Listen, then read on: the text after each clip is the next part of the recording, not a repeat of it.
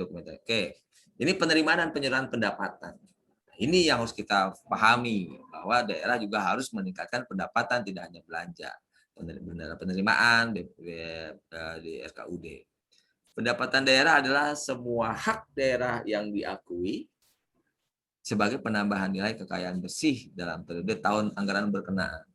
Untuk melakukan pengakuan atas pendapatan daerah dimaksud diperlukan pelaksanaan dan penatausahaan pendapatan daerah. Pelaksanaan dan penatausahaan pendapatan daerah dimaksud meliputi penatausahaan penetapan, penerimaan pendapatan dari pihak ketiga, penyetoran pendapatan ke RKUD, pengendalian, kemudian melalui buku-buku bendahara penerimaan, dan semuanya dikumpulkan. Itu isinya memuat informasi, aliran data, dan penggunaan dokumen yang dilakukan secara elektronik. Ingat, pendapatan tuh di breakdown banyak tuh. Salah satunya pendapatan adalah piutang ya Bu ya, Bapak Ibu ya, piutang. Jadi Bapak Ibu juga harus menagih hutang yang ada di pihak ketiga, sehingga itu akan meningkatkan pendapatan daerah. Oke. Di PP 12 ya ada tahap penetapan, penerimaan pendapatan hingga penyetoran pendapatan sebagai berikut. Semua penerimaan daerah dianggarkan dalam APBD dan penyetorannya melalui rekening kas umum daerah untuk daerah ya. Kemudian dalam hal penerimaan daerah sesuai dengan ketentuan peraturan perundang-undangan tidak dilakukan melalui RKUD, kemudian rekening kas umum daerah, bendahara umum daerah melakukan pengesahan dan pencatatan penerimaan daerah tersebut. Tetap mencatat. Oke. Bendahara penerimaan wajib menyetor seluruh penerimaannya ke rekening kas umum daerah paling lambat dalam waktu 1 hari. Tuh. Paling lambat dalam waktu 1 hari. Nah, kalau pertanyaan ini, Pak, bagaimana kalau di Papua? Nah, udah. Susah. Di sini juga nggak ada sanksinya kan? Dalam hal kondisi geografis, daerah sulit dijangkau dengan komunikasi, transportasi, dan keterbatasan pelayanan jasa keuangan, serta kondisi objektif lainnya, penyetoran penerimaan dapat melebihi 1 hari yang diatur dalam peraturan kepala daerah. Berarti kepala daerah harus mengatur turunannya perkada. Jadi sudah ada Permendagri tentang pengelolaan keuangan daerah 77 tahun 2020 ini. Idealnya kalau memang geografis atau daerahnya sulit dijangkau, komunikasi atau transportasinya terbatas, pelayanan jasa keuangan juga dikit, kayak di Papua itu dalam satu daerah jaraknya jauh, nggak ada angkot, jalan kaki, atau mungkin ngeri dirampok, itu terjadi. Nah, itu kepala daerah harus membuat peraturannya untuk melindungi apa yang dilakukan oleh para bendahara penerima. Gitu. Entah itu mungkin di perkada harus dikawal sama polisi dan lain sebagainya. Itu ada di perkadanya. Nah, itu kenapa yang saya sampaikan dari kemarin bahwa kita harus paham juga peraturan perundang-undangan yang berlaku. Peraturan Menteri Dalam Negeri ini, saya ulangi, itu peraturan general yang sewajarnya dilakukan oleh seluruh daerah. Tetapi karena ada kekuatan diskresi atau bahasa Inggrisnya discretionary power, kepala daerah berhak untuk membuat peraturan kepala daerah menyesuaikan situasi kondisi daerahnya masing-masing. Gitu. Setiap penerimaan harus didukung oleh bukti yang lengkap dan sah atas setorannya. Bukti penerimaan dapat meliputi dokumen elektronik. Oke. Nah, itu yang kemarin juga saya bilang bahwa kita tidak bisa menyelesaikan satu masalah dengan satu cara. Jadi untuk preventif segala sesuatu harus kita lakukan. Takut ada kehilangan bukti yang lengkap itu. Jadi bukti itu bisa bukti secara manual, bisa bukti secara elektronik atau digital, bisa bukti secara PDF dan lain sebagainya. Nah, itu semuanya harus idealnya Bapak Ibu lakukan. Itu preventif, takutnya yang manualnya hilang, atau enggak yang elektronik mungkin HP-nya kuotanya habis, atau HP-nya rusak, hilang datanya, sudah di-save di Google tapi lupa password-nya. Ya, itu kan bisa jadi. Bapak Ibu semuanya disimpan di password di email Bapak Ibu sebagai dokumen. Tapi bisa jadi juga lupa passwordnya kan, atau dihack. Nah itu Bapak Ibu harus berpikir thinking out of the box supaya nanti pada saat pemeriksaan bukti lengkap atau bukti yang didukung itu aman terkendali sehingga tidak jadi masalah di kemudian hari. Kemudian penyetoran penerimaan pendapatan dilakukan secara tunai dan atau non tunai. Tunai dan atau non tunai itu termasuk kebijakan kepala daerah. Kayak kemarin kepala daerah di Gubernur DKI zamannya Ahok ya. Tahun 2019 misalnya 2000 berapa waktu itu, 2016 dia udah membuat kebijakan syarat maksimal untuk transaksi minimal transaksi non tunai sekian juta. Ternyata tahun berikutnya juga turunkan. Akhirnya sekarang semuanya non tunai apapun yang dilakukan oleh daerah, terutama DKI. Jadi sehingga, ya alhamdulillah, ya kan. Jadi hebatnya di DKI gini Bu, saya lihat ya, dia menceritakan kepada kita, ngomong Pak, mohon maaf Pak, ada nggak rekening DKI biar Bapak nggak kena administrasi kayak gitu. Dia ngomong begitu. Kalau misalnya tidak ada rekening DKI, ya Bapak pakai BNI, mohon maaf Pak, Bapak kena cas, jadi bayarnya tunai nggak apa-apa ya Pak. Dan ngomong itu yang namanya transparan Bu. Ya, jadi tidak ada yang bertanya-tanya. Jadi otomatis kalau bank yang sama biaya administrasi kan gratis Bu ya kan? Nah itu juga bisa jadi solusi. Oke, sehingga mayoritas narasumber di DKI itu mau nggak mau yang sering ngajar di sana punya rekening DKI dan itu juga akhirnya membantu operasional Bank DKI. Kan Bank DKI kan termasuk BLUD ya, BUMD. Ya kan itu juga bisa mendapatkan secara langsung atau tidak langsung meningkatkan pendapatan daerah gitu. Minimal juga buat membantu operasional daerah. Itu juga akhirnya mereka out of the box gitu. Jadi dicari penguji pengajar yang sering diminta supaya Pak enakan buka aja Pak. Iya. Akhirnya buka, saya punya. Gitu. Karena sering diundang. Kemudian yang F, bendahara penerimaan dilarang menyimpan uang, dilarang menyimpan cek atau surat berharga yang dalam penguasaannya lebih dari 1 hari, kecuali dalam hal kondisi geografi sulit untuk dijangkau dengan komunikasi tanpa keterbatasan pelayanan keuangan, serta kondisi objektif lainnya penyetoran penerimaan dapat melebihi 1 hari dan ditentukan oleh peraturan kepala daerah lagi. Dan juga tidak boleh atas nama pribadi. Itu dilarang bendahara ya. Bukan berarti Bapak Ibu di rumah juga tidak boleh buka rekening pribadi, boleh, tapi yang berhubungan dengan APBD hindari walaupun ada niat baik untuk menyelamatkan, lebih baik ya. Karena yang berhubungan dengan uang itu sensitif Bapak Ibu ya, sangat sensitif. Yang seremnya tuh bendahara dianggapnya uangnya banyak padahal tanggung jawabnya besar gitu. Padahal uangnya ya sesuai dengan DPA kan. Oke. Terkait hal tersebut di atas, peraturan menteri ini mengatur pendapatan ketentuan sebagai berikut.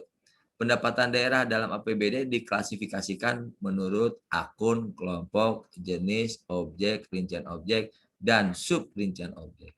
Pendapatan daerah berdasarkan kelompok meliputi pendapatan asli daerah, pendapatan transfer, dan lain-lain pendapatan daerah yang sah. Contoh pendapatan lain-lain yang sah adalah apa coba? Yang tadi, bunga dari deposito, bunga dari obligasi. Kalau pendapatan transfer biasanya dari DAU dan DAK, kan gitu kan?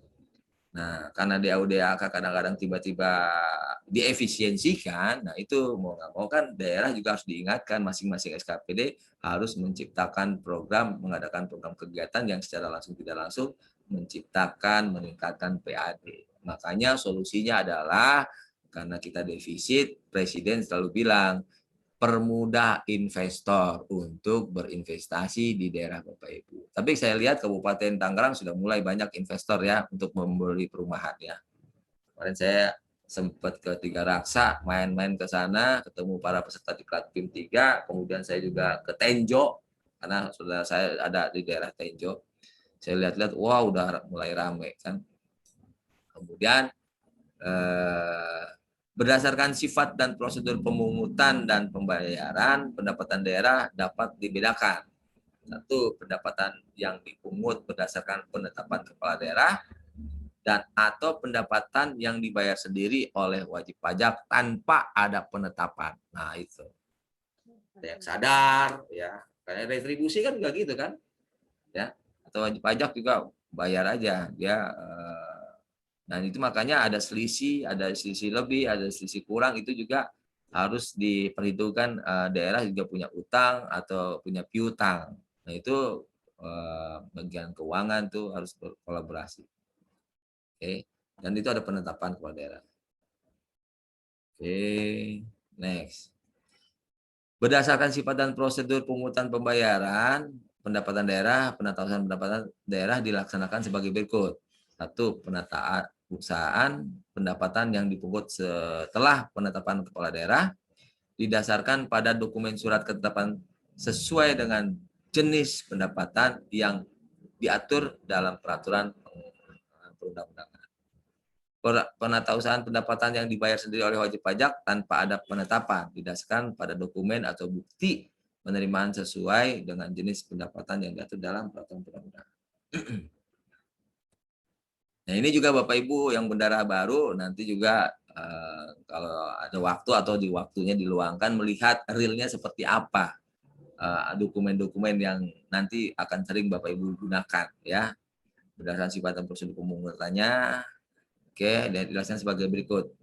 Penatausahaan pendapatan daerah didasarkan pada dokumen bukti meliputi. Buktinya bisa surat ketetapan pajak daerah, SKP, DU, sama juga kan?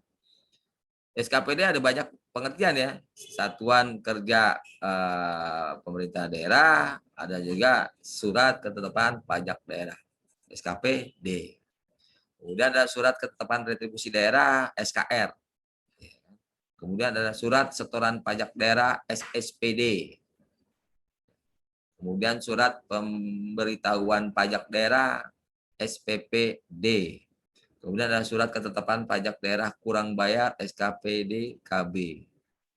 Kemudian surat ketetapan pajak daerah kurang bayar, SKP DKBT. Nah itu juga makanya antara akuntansi dan bendahara harus sering berkomunikasi sehingga surat-surat atau dokumen-dokumen ini tidak salah untuk diterapkan pada praktek di lapangan.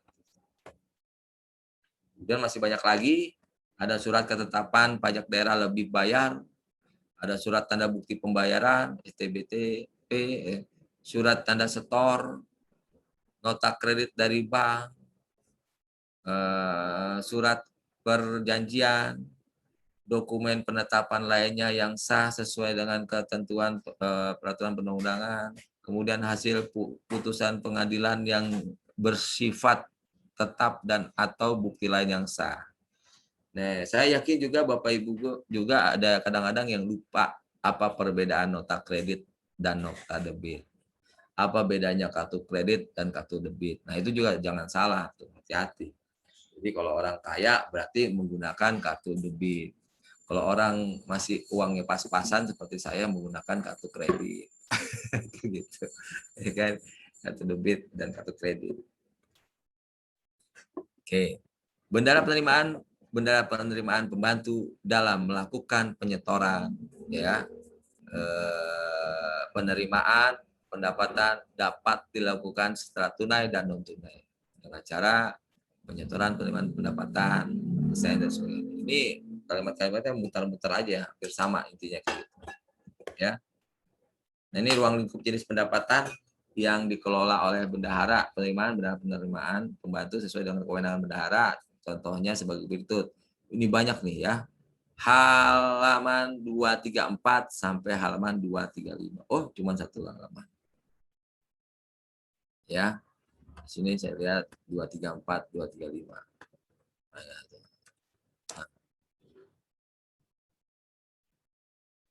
Nah, ini ya, Bapak Ibu. Ya. Ini ruang lingkupnya, fungsi SKPD dan SKPKD sebagai berikut. Jenis pendapatan, pajak daerah, ya, bendahara penerimaan di SKPD yang memiliki tugas dan wewenang mengelola pajak, itu pajak daerah. Kemudian retribusi daerah, bendahara penerimaan SKPD yang memiliki tugas dan wewenang mengelola retribusi. Hasil pengelolaan kekayaan daerah yang dipisahkan, bendahara penerimaan SKPD yang melaksanakan fungsi BUD kecuali satu, ya, hal-hal yang lain. Nah, ini banyak nih ya. Ini hasil pengelolaan kekayaan daerah yang dipisahkan, lain-lain pendapatan asli daerah yang sah, transfer pemerintah pusat, transfer pemerintah daerah, hibah, dana darurat, lain-lain pendapatan sesuai dengan ketentuan perundang-undangan. Ini dilaksanakan oleh fungsi BUD, kecuali hal-hal terkait pajak dan retribusi tetap dikelola oleh bendahara penerimaan di SKPD terkait. Itu boleh ya. Oke. Kemudian pendapatan BLUD dikelola oleh BLUD terkait. Kemudian pendapatan hibah dana BOS, ya, dana kapitasi dan pendapatan lainnya yang dikelola bendahara. Oke. Nah, itu yang bisa Bapak Ibu contohkan, ya. Bapak Ibu harus sering-sering bertanya nih yang baru kepada senior-seniornya. Dan biasanya di bagian bendahara itu tidak mudah untuk dimutasi, tidak mudah juga untuk dipromosi. Kadang-kadang di bagian BPKAD, Bakauda di beberapa daerah, kadang-kadang beliau-beliau tuh betah di sana. Betahnya apa? Tahu semuanya sumber-sumber. Ada teman saya yang bertanya kepada saya, Pak, saya kuliah apa ini ya? Kuliah apa ngejabat ya? Nah, sampai bertanya begitu. Dia di BPKAD. Karena memang kalau kuliah pasti sibuk dia, ya. Kalau ngejabat di BPKB pasti nggak sempat kuliah. Tapi kalau dia pindah ke bidang atau PD lain, pasti waktu luang untuk kuliahnya ada. Nah, itulah hidup pilihan, ya. Ada enak, ada enggaknya, ada sibuk, ada enggaknya. Oke. Oke. Next.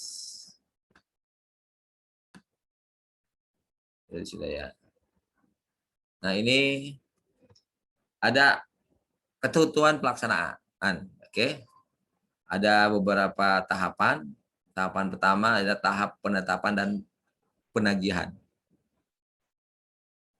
Penetapan pendapatan, ya, bagian 1. Dalam rangka pemungkutan pendapatan daerah, kepala daerah atau pejabat yang diberi kewenangan menerbitkan dokumen penetapan pendapatan daerah. Penetapan pendapatan dapat berupa SKPD, ada berupa SKRD, ada berupa SPPD,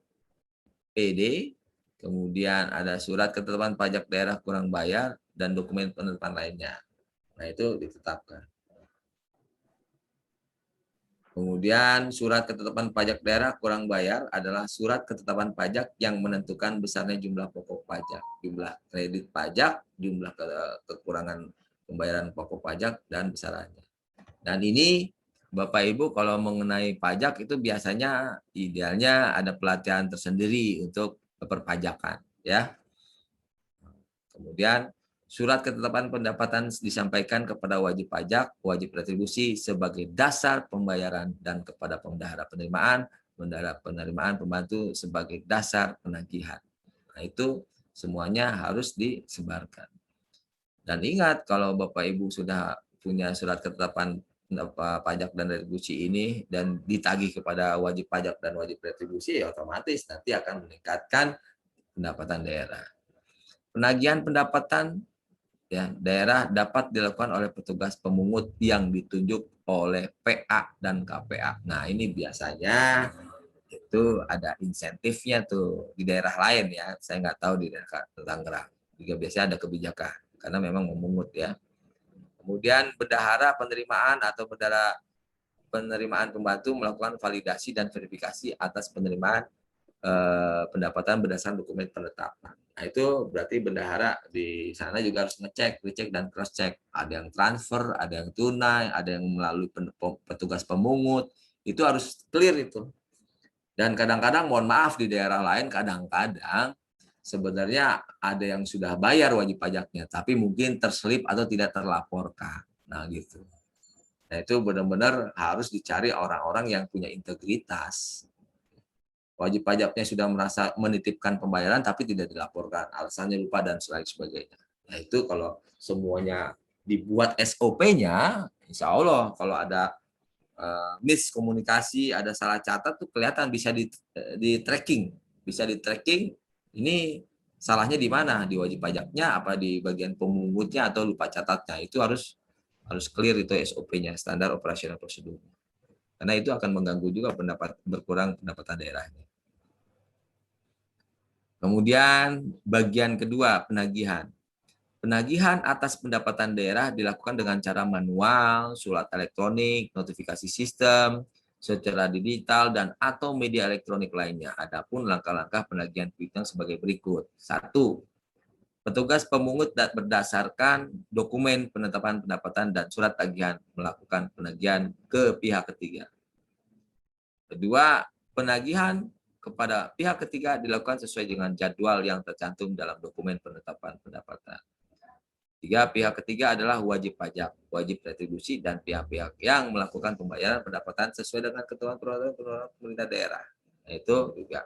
Nah, ini ada kalimat, ada cara manual, ada surat elektronik, ada notifikasi sistem, ada jasa atau media elektronik lainnya. Ini yang sudah sering dilakukan oleh bank, perbankan. Ya mungkin Tangerang udah juga ya. Mungkin bisa saya tanyakan, gimana Tangerang? Apakah penagihan ke wajib pajak sudah secara elektronik atau notifikasi sistem? Di sini ada BPKAD. Mbak Anis, ya Pak.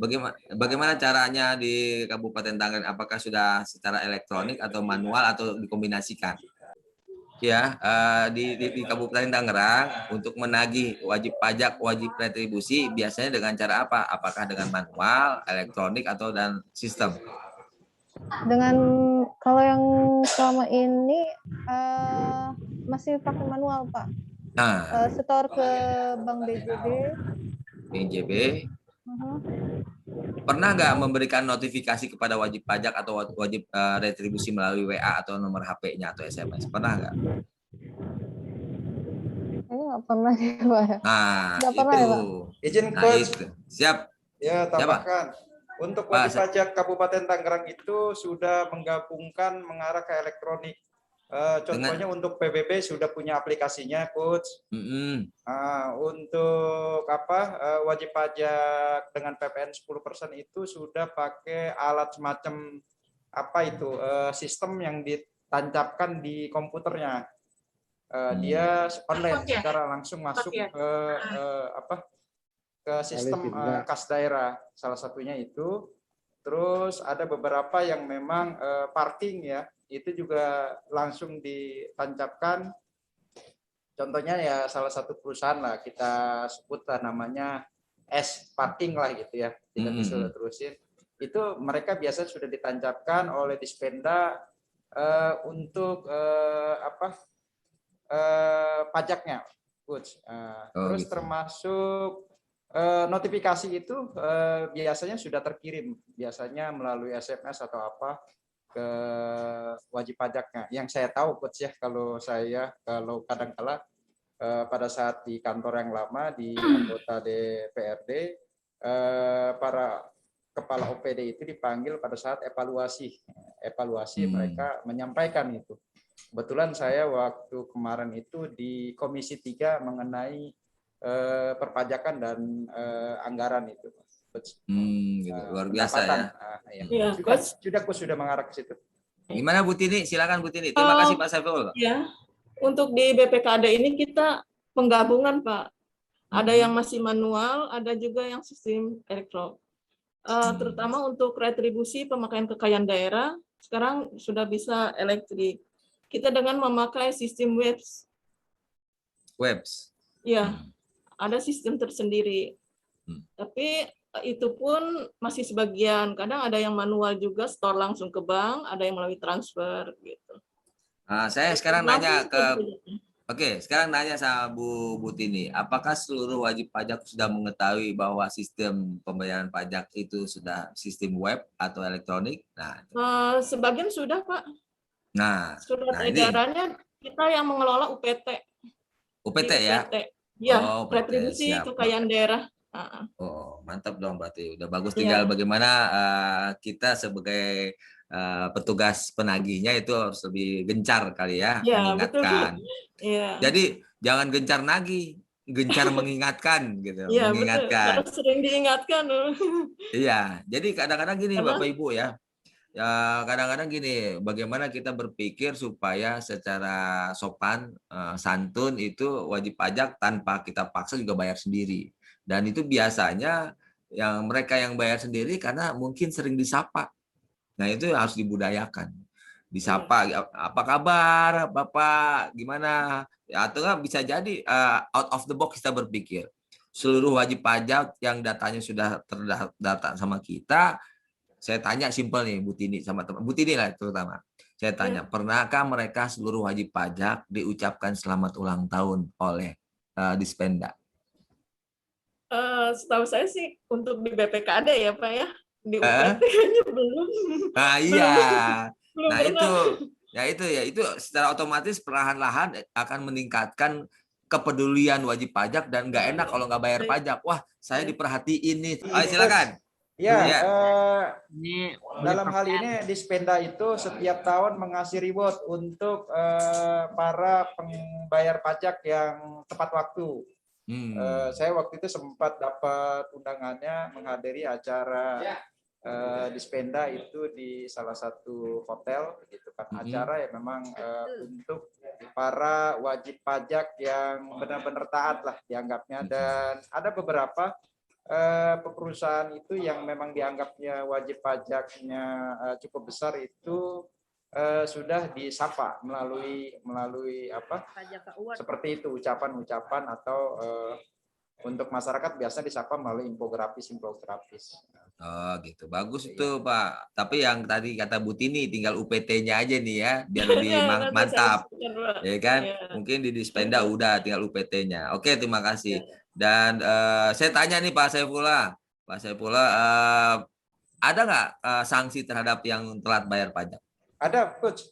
Kemarin salah satu perusahaan atau pengelola taman itu yang rumah makan, restoran termasuk ada yang dekat Lipo, Karawaci itu, mereka disegel, Coach. Karena kebetulan tidak membayar sekian miliar gitu pajaknya. Oke, siap. Itu disegel. Sudah sanksi itu sudah berjalan. Ada beberapa perusahaan termasuk ya nanti kalau memang membandel dikategorikan hitam. Oke, siap. Oke, ini diskusi yang luar biasa nih. Bu Yuni dari Bapenda komen. Mana Bu Yuni? Ayo Bu Yuni. Ya Pak, hanya menambahkan Pak. Ya, di siap. Pertim memang ada 2 Pak retribusi.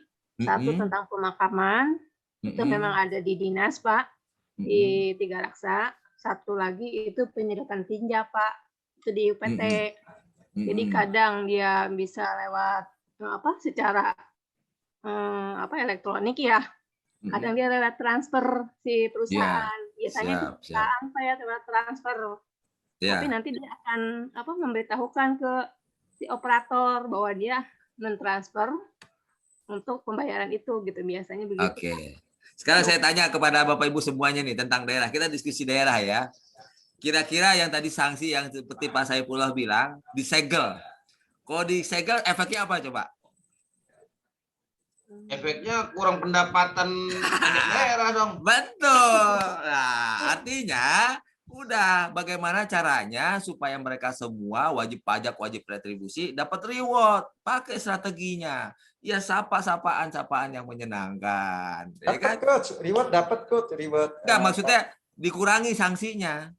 Bagaimana supaya mereka tidak ada sanksi? Berarti kan kita harus lebih intensif komunikasinya. Jadi yang ini saya dapat ilmu dari Australia. Waktu itu saya pernah ke Australia di Sunshine Coast University di Canberra. profesor bilang gini, dia benar-benar konsultan yang luar biasa. Dia punya anak buah banyak. Prof Brenda, saya tanya, bagaimana perlakuan Anda terhadap anak buah Anda sehingga kinerja perusahaan Anda itu selalu meningkat kinerjanya? Apa tipsnya? Saya nanya begitu. Jawabannya cuma satu, Pak. Jawabannya, saya berpikir bagaimana semua anggota saya mendapatkan reward. Saya tidak pernah berpikir bagaimana mendapatkan punishment. Nah, berarti kan dia berpikir, terus komunikasi, kolaborasi, memberikan kenyamanan kepada orang-orang yang mungkin malas kerja. Nah, itu yang harus diciptakan, Pak. Sehingga tidak terjadi yang seperti tadi Pak Dedi bilang, wah, berarti nanti pendapatan berkurang. Nah, kalau pendapatan berkurang karena banyak yang kena punishment, berarti ada kesalahan dari petugas untuk tidak mengingatkan atau menyapa atau memaintain hubungan emosional. Itu, Pak. Nah, itu juga harus dikondisikan. Jadi jangan kampus loh, biar nggak punya bisnis lagi. Ya, salah, Pak. Jadi mindsetnya kita rubah. Siap, Coach. Ya, siap. Bu Yuni, Coach, siapa? nambahin Coach. Ya, Pak Yudi. Di daerah kita belum ada yang namanya sebenarnya kayak tadi Pak Saiful bilang. Apa tuh? Apa? Ya, kalau si dia nggak bayar, itu biasanya pemblokiran dulu. Blokiran dulu. Ya. Nah, di kita itu ada manual gitu. Jadi ada orang yang langsung ke tempat itu, ke tempat usaha itu. Gitu. Jadi penagihan langsung. Ada seperti itu di bola. Oh, jemput bola. Berarti harus lebih frekuensinya lebih di itu ya. Diperkuat. Pokoknya bagaimana supaya wajib pajak jangan disegel, dielus-elus. Nah, kalau penyegelan masalah belum pernah ada. Kalau penyegelan itu pasti kan kita juga mendampingi Satpol PP gitu kan. Pasti mendampingi gitu kan. Iya. Karena ada PPNS-nya juga gitu. Oh, gitu. Iya. Jadi kebangetan, berarti udah kebangetan gitu ya. Pokoknya ke depan ya. Ya, pokoknya ke depan bagaimana kita cari cara supaya wajib pajak aktif dengan sendirinya tanpa ditagih untuk bayar pajak kan itu. Ya. Makanya harus kita diskusikan tuh bagaimana caranya. Kemudian apa ya? Kalau misalnya komunikasinya baik antara Dispenda, antara Pemda dengan wajib pajak sama wajib retribusi, saya yakin pada saat pemerintah daerah membutuhkan bantuan CSR dengan mudahnya dia mengeluarkan. Ya, itu yang dibuktikan oleh DKI. Ya. Uangnya sudah menurun, banyak wajib pajak yang mungkin sudah tidak bertahan, tapi banyak juga wajib pajak yang mungkin di-maintain sehingga dengan senang hati mereka mengeluarkan CSR-nya, Corporate Social Responsibility, artinya tanpa mengeluarkan uang APBD terbantu. Itu karena apa? Hubungan emosional. Itulah namanya kenapa ASN itu harus punya 3 kompetensi. Kompetensi manajerial, kompetensi teknis, dan sosial kultural. Sosial kultural itu maksudnya soft skill, Bapak. Soft skill, bagaimana komunikasi. Gitu. Wah, luar biasa nih diskusi kita ya. Nah, mudah-mudahan nanti bisa meningkatkan pendapatan daerah melalui bendahara masing-masing. Nah, proses penagihan tadi ya. Ada tahap penagihan. Proses penagihan secara manual dilakukan dengan cara pemungutan pajak menyampaikan dokumen penetapan pendapatan dan surat tagih kepada pihak ketiga. Kemudian dokumen penetapan pendapatan yang disampaikan kepada pihak ketiga dibuktikan dengan tanda terima yang ditandatangani. Kemudian petugas pemungutan menyampaikan tanda terima dokumen kepada bendahara penerimaan daerah. Jadi ingat saya nih Pak, ya, saya kan ada kartu kredit ya, dan saya tiap bulan juga ada yang harus dibayar. Itu otomatis itu saya pasti bayar. Kenapa? Karena sebelum jatuh tempo, mereka mengingatkan.